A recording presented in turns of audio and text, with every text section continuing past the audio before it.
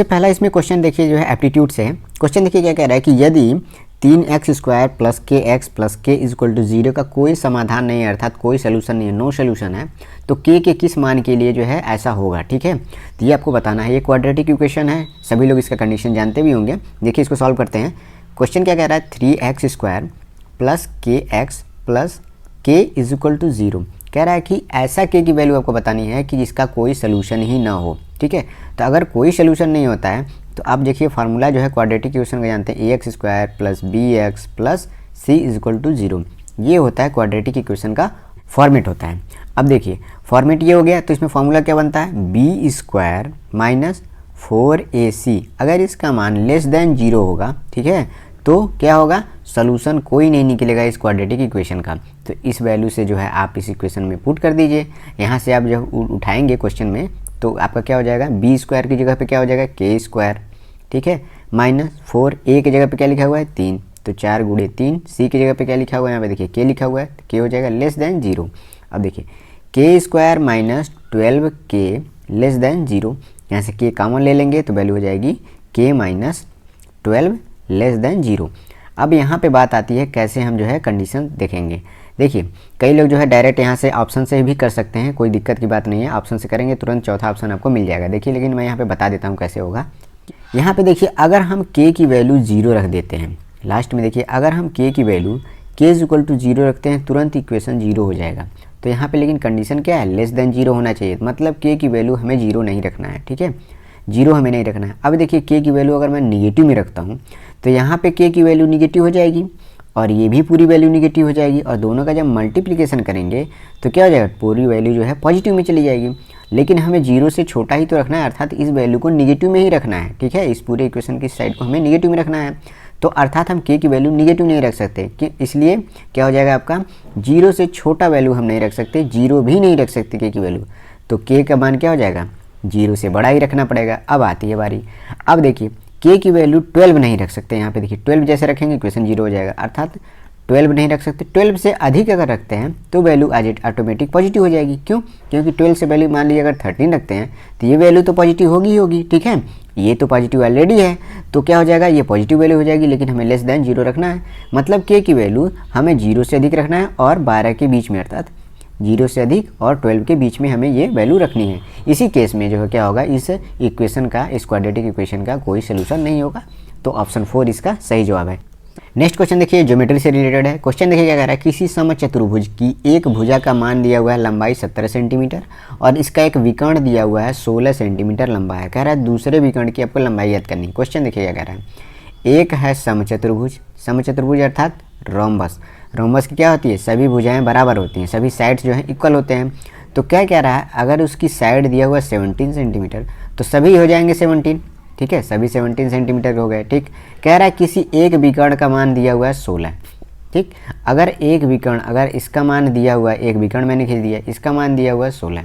ठीक, तो कह रहा है कि दूसरे विकर्ण की लंबाई, अर्थात जो है हमें ये रेड कलर का जो विकर्ण आपको दिख रहा है, ठीक है, डायगोनल, इसकी लंबाई आपको ज्ञात करनी है। तो देखिए किसी भी समचतुर्भुज में ये कंडीशन होती है कि दोनों जो उसके विकर्ण होते हैं, डायगोनल होते हैं, वो 90 डिग्री पे कट करते हैं। ठीक है, ये आप कंडीशन याद रखिए, क्वेश्चन आपका हो जाएगा।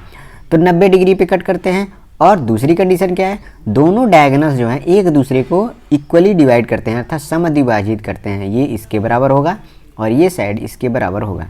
तो हमें पता है जो ब्लू कलर का जो डायगोनल है दिख रहा है, इसकी लंबाई दिया हुआ है 16। ठीक, तो एक साइड में जो इसके आधा जो होगा वो कितना होगा, 8 हो जाएगा। ठीक, अब 8 हो गया, ये हो गया 17। ठीक है, तो आप एक त्रिभुज देख रहे हैं, मान लीजिए मैंने ए लिख दिया, इसको ओ और इसको डी। ठीक है, तो AOD ट्रायंगल में देखिए, ट्रायंगल AOD क्या होगा आपका, समकोण त्रिभुज होगा, राइट एंगल ट्रायंगल होगा। ठीक, अब इस राइट एंगल ट्रायंगल में आप क्या करिए, पाइथागोरस लगा दीजिए।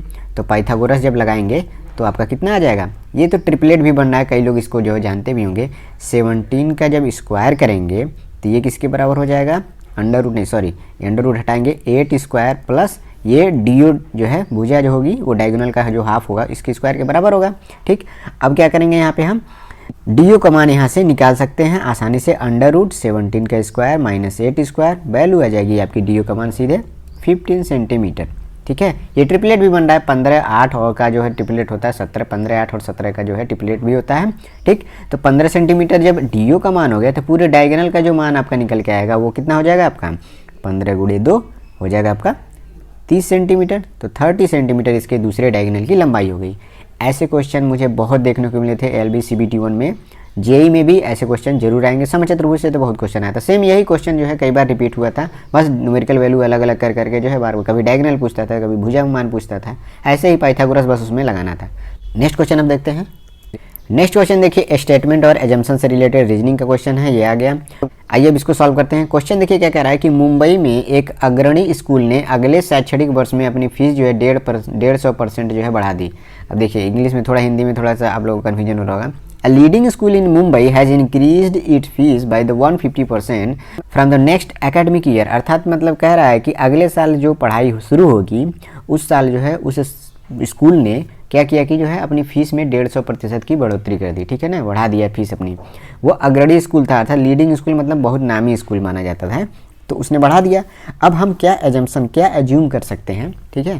पहला कह रहा है कि एजम्पशन, अधिक फीस के कारण क्या होगा, छात्र स्कूल बदल सकते हैं। बिल्कुल सही बात है, अगर फीस बढ़ेगी हो सकता है एक ही बदले, 2 ही बदले, 3 ही बदले, लेकिन हो सकता है स्कूल में से जो जितने छात्र पढ़ रहे हैं फीस के कारण जो है स्कूल बदल भी सकते हैं।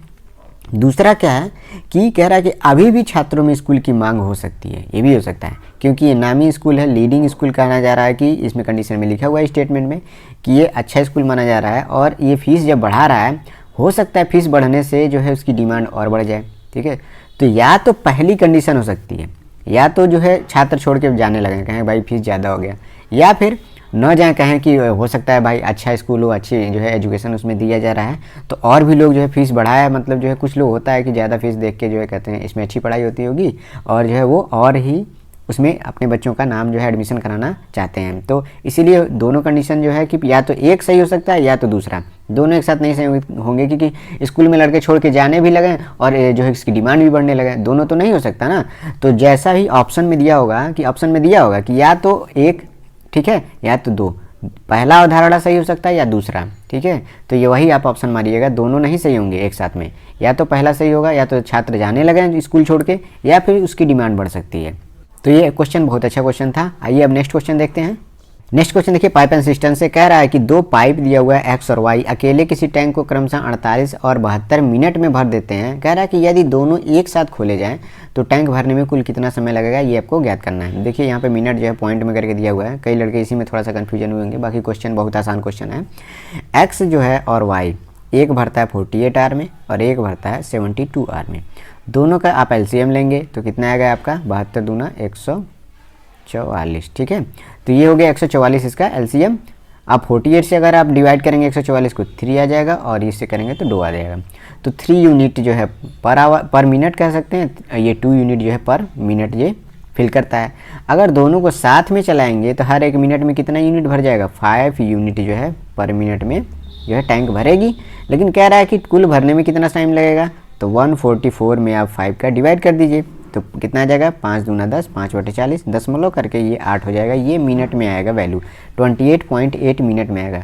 कभी कभी जो है आंसर अगर मिनट और सेकंड में दे देगा तो ये भी आप ध्यान लीजिए कैसे कि जो है इसको करना है। 28 तो आएगा ही, लेकिन क्या आएगा आपका जो है हासिल बचेगा कितना 4/5। अब देखिए इसको आपको सेकंड में बदलना होगा, तो 4/5 को अगर सेकंड में बदलेंगे तो 60 का मल्टीप्लिकेशन कर दीजिए तो 5 और 12 हो जाएगा, ठीक है। 12 से कट जाएगा, 12 चौका 48, अर्थात 48 सेकेंड और लगेंगे।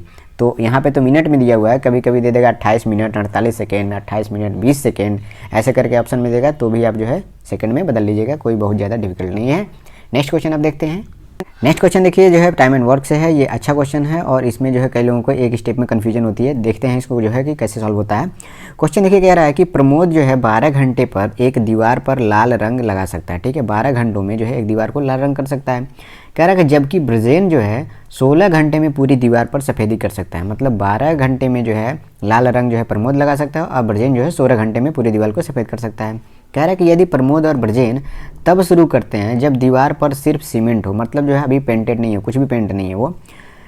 कह रहा है कि और तब तक एक के बाद एक करके 1-1 घंटे के लिए कार्य करते हैं जब तक कि पूरी दीवार जो है लाल रंग की नहीं हो जाती, मतलब जो है उसको पूरा लाल रंग करना है, ठीक है। लेकिन 1 घंटे पहले प्रमोद करता है, फिर उसके बाद से उसको सफ़ेद कर देता है ब्रजेन, ठीक। कह रहा है कि तो पूरी दीवार को लाल रंग करने में कितने घंटे लगेंगे, ये आपको ज्ञात करना है, और दोनों 1-1 घंटे के अंतराल पे काम कर रहे हैं। तो सबसे पहले आपको टोटल वर्क डन निकालना होगा।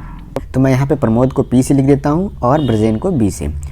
प्रमोद कितने घंटे में लाल कर सकता है, 12 घंटे में, और ब्रजेंद्र जो है आपका 16 घंटे में सफ़ेद कर सकता है पूरे दीवार को। दोनों का जो एलसीएम आप ले लेंगे, कितना आ जाएगा 48। अब देखिए 12 से डिवाइड कर देंगे तो 4 हो जाएगा, और 16 से डिवाइड करेंगे तो ये 3 आ जाएगा। दोनों की एफिशिएंसी अलग अलग निकल गई। अब देखिए प्रमोद क्या करता है, रेड, और ये ब्रजेंद्र जो है वाइट, सफ़ेद करता है। अब देखिए अगर 1 घंटे प्रमोद जो है 4 यूनिट, अगर 4 यूनिट जो है रेड कर देता है, फिर उसके बाद से 3 यूनिट जो है फिर उसी को सफ़ेद कर देता है ब्रजेंद्र, ठीक।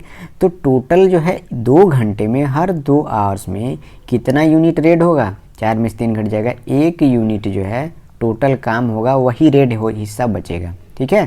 तो 1 यूनिट अगर रेड हिस्सा बचेगा, टोटल कितना है 48। लेकिन ध्यान दीजिएगा, कई लोग क्या करते हैं, 48 जो है 1 यूनिट जो है करने में 2 घंटे लग रहे हैं, तो 48 यूनिट को रेड करना है तो 48 दूना 96 करके ऑप्शन मार देते हैं, और ये गलत हो जाता है। मुझे लगता है ऐसे क्वेश्चन तो सभी लोगों ने प्रैक्टिस किए होंगे, तो 96 पे तो कम ही लोग मार्क करेंगे, लेकिन कुछ लोग ऐसा सोच के 96 ऑप्शन में मार्क जरूर कर देते हैं। ऐसा नहीं करना है आपको। देखिए सबसे पहले जो यहाँ पे काम करता है, ठीक है, उसके घंटे को पहले घटाना है, उसके काम को पहले घटा देना है टोटल वर्क में से, ये काम आपको पहले करना है। अर्थात 48 में से आप 4 जब घटा देंगे तो बचेगा 44 यूनिट, ठीक। 44 यूनिट जब काम बचता है तो इस यूनिट को करने में कितना टाइम लगेगा, 44 यूनिट को करेंगे तो टाइम जो है दोगुना लगेगा, क्योंकि 1 यूनिट पे 2 घंटे लग रहे हैं, तो टोटल टाइम हो जाएगा 88 आवर्स, ठीक है। 88 आवर्स में जो है 44 यूनिट काम हो गया। अब बचा कितना, 4 यूनिट और तो बचा है। अब देखिए लास्ट टाइम पे जब काम छोड़ा गया होगा वो ब्रजेंद्र ने करके छोड़ा होगा, क्योंकि जब जो है 44 यूनिट काम हुआ होगा तो लास्ट टाइम पे ब्रजेंद्र काम सफ़ेदी करके छोड़ा होगा। अब जस्ट अगले घंटे में ही जो है प्रमोद जब काम करना शुरू करेगा तो वो 4 यूनिट जो है काम कर देगा 1 घंटे में, तो 1 आवर्स और जोड़ दीजिए, हो जाएगा 89 आवर्स में, और 4 यूनिट और जोड़ दीजिए, क्योंकि 4 यूनिट ही तो वो पेंट करेगा रेड कलर में, तो 48 यूनिट जो है टोटल रेड हो जाएगा, और टाइम लगेगा आपका 89 आवर्स। तो 89 आवर्स में पूरा कवर हो जाएगा, रंग लग जाएगा। देखिए यहाँ पे थोड़ा सा कन्फ्यूजन हो जाता है लड़कों को, क्यों मैं घटा रहा हूँ। घटाने का मेरा मकसद ये है क्योंकि अगर आप 40 जो है टोटल 96 आवर अगर कंसीडर करेंगे तो काम तो आपका 89 आवर में कंप्लीट देखिए हो जा रहा है, क्योंकि अगर आप 96 करते हैं तो फिर जो है काम बहुत ज़्यादा हो जाएगा, ठीक है। 96 आवर में जो है 48 ही नहीं रहेगा ये, तो इसीलिए जो है जो काम शुरू करता है उसके इफ़िशियंसी ही तो है 4 यूनिट पर आवर, उसको पहले घटा देते हैं, उसके बाद से ही जो है इस क्वेश्चन को सॉल्व करते हैं। ऐसे कई टाइप के क्वेश्चन मिलेंगे आपको। कोई जो है कि मान लीजिए नल को भरता है, नल और हौज से भी अगर ऐसे क्वेश्चन, पाइप सिस्टम से भी क्वेश्चन मिलते हैं, 1-1 घंटे के अंतराल पे भरते हैं। आप जो है देखा होगा क्वेश्चन, बंदर जो है सीढ़ियाँ चढ़ता है, ठीक है, फिर खिसक जाता है, तो ऐसे भी क्वेश्चन ये से उसी पैटर्न पे है। तो पहले हम क्या करते हैं, पहले जितने मीटर चढ़ेगा उसको घटाएंगे, तब जो जा करके आप निकालेंगे, और अगले यूनिट में जो है जैसे स्टेप चढ़ेगा उस हिसाब से उसको क्वेश्चन को करना होता है। वैसे क्वेश्चन मैं और भी प्रैक्टिस कराऊंगा, ये अच्छा क्वेश्चन था। आइए अब नेक्स्ट क्वेश्चन अब देखते हैं।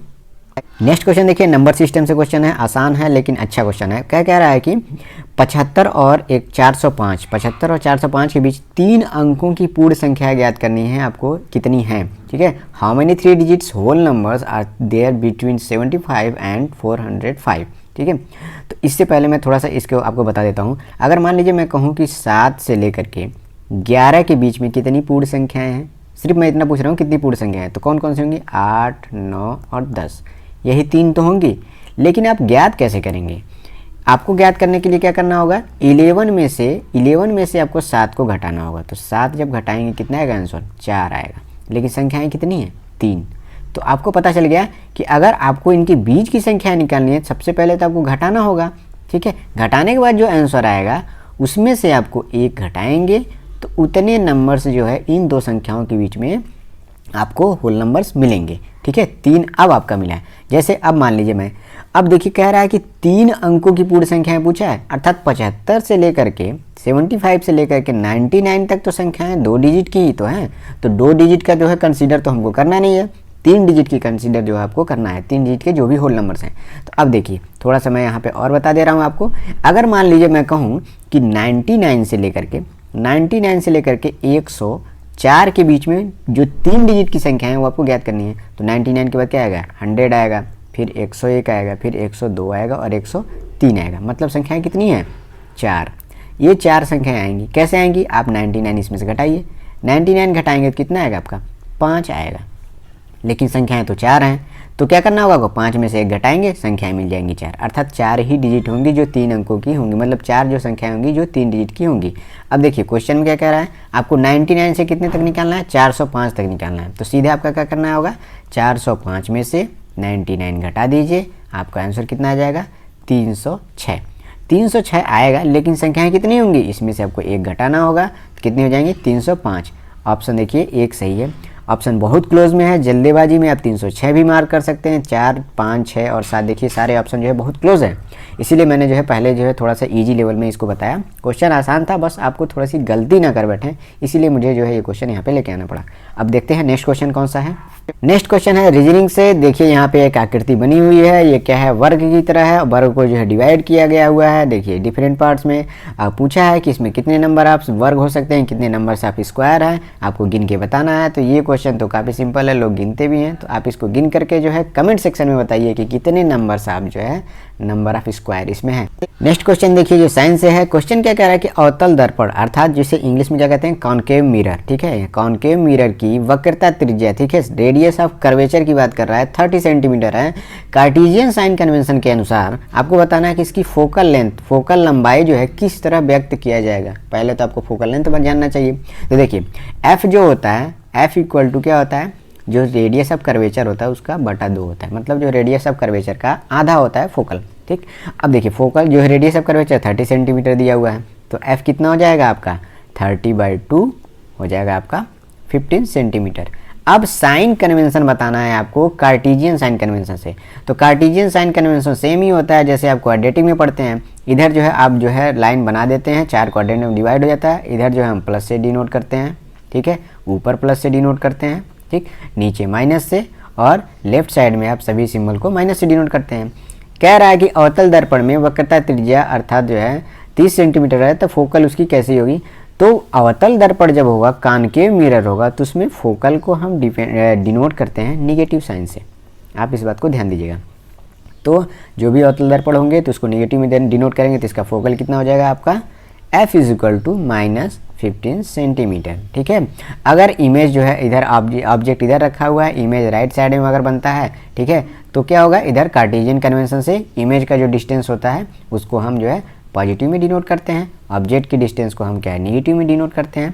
तो यही होता है कार्टेशियन साइन कन्वेंशन। इसमें जिधर भी ऑब्जेक्ट बनता है, अगर ऊपर बनता है तो उसको हम पॉजिटिव में डिनोट करते हैं, नीचे बनता है तो उसको नेगेटिव में, हाइट उसको डिनोट करते हैं। तो ये आप लोगों ने जो है 12th में पढ़ा भी होगा, 9th-10th में भी कई जगह पढ़ाया जाता है। तो फोकल लेंथ यहाँ हो जाएगा -15 सेंटीमीटर। आइए अब नेक्स्ट क्वेश्चन देखते हैं। नेक्स्ट क्वेश्चन देखिए रीजनिंग से है, स्टेटमेंट और एजम्पशन से। देखिए स्टेटमेंट सबसे पहले क्या कह रहा है कि 6 वर्ष की आयु में लिखने की शुरुआत करनी चाहिए, ठीक है। स्टेटमेंट पे आप ध्यान दीजिएगा। अगर आप क्वेश्चन को सावधानी से नहीं पढ़ेंगे तो ये वाले क्वेश्चन जो आ रहे हैं स्टेटमेंट, एजम्पशन, कंक्लूजन से रिलेटेड, इसमें गलती होने के चांसेस बढ़ते हैं। क्वेश्चन क्या कह रहा है कि 6 वर्ष की आयु से लिखने की शुरुआत करनी चाहिए, ठीक। अनुमान क्या लगाया जा सकता है, अर्थात एजम्पशन क्या हो सकता है। पहला एजम्पशन दिया हुआ है कि 6 वर्ष की आयु तक काम करने की कुशलता अच्छी तरह से विकसित हो जाती है। बिल्कुल सही बात है स्टेटमेंट के अनुसार। देखिए स्टेटमेंट के अनुसार ही आपको चलना है, जैसा कथन में कह रहा है उसी अनुसार जो है, ये बात तो सही है। दूसरा कह रहा है कि बच्चे जो है 6 वर्ष की आयु से पहले लिख नहीं सकते हैं, ये तो बिल्कुल गलत है, ठीक है। स्टेटमेंट में ध्यान से पढ़िए, कह रहा है कि 6 वर्ष की आयु से लिखने की शुरुआत करनी चाहिए। मतलब जो है जो भी स्टेटमेंट ये कह रहा है उसको पता है कि 6 वर्ष तक जो बच्चे होते हैं उनमें कम से कम लिखने की जो कुशलता जो है आ जाती है, वो लिख पढ़ सकते हैं, मतलब लिख तो सकते ही हैं, ठीक है। तो इससे अनुमान तो ये लगाया जा सकता है ना कि 6 वर्ष की आयु तक जो है काम करने की जो है कुशलता जो है अच्छी तरह से विकसित हो जाती है कि वो लिख पढ़ सकता है, चल फिर सकता है, ये अनुमान लगाया जा सकता है। लेकिन ये अनुमान तो बिल्कुल नहीं लगाया जा सकता इस स्टेटमेंट से कि जो है कि 6 वर्ष की आयु से पहले लिख ही नहीं सकते। तो दूसरा स्टेटमेंट जो एजम्पशन है वो स्टेटमेंट को फॉलो नहीं करता है। पहला जो एजम्पशन है वो स्टेटमेंट को आपको फॉलो करता है। तो जिस ऑप्शन में रहेगा कि केवल एक अनुमान जो है निहित है, ऑप्शन में दिखा होगा, उस पर आप जो है मार्क करिएगा। क्वेश्चन बहुत अच्छा था।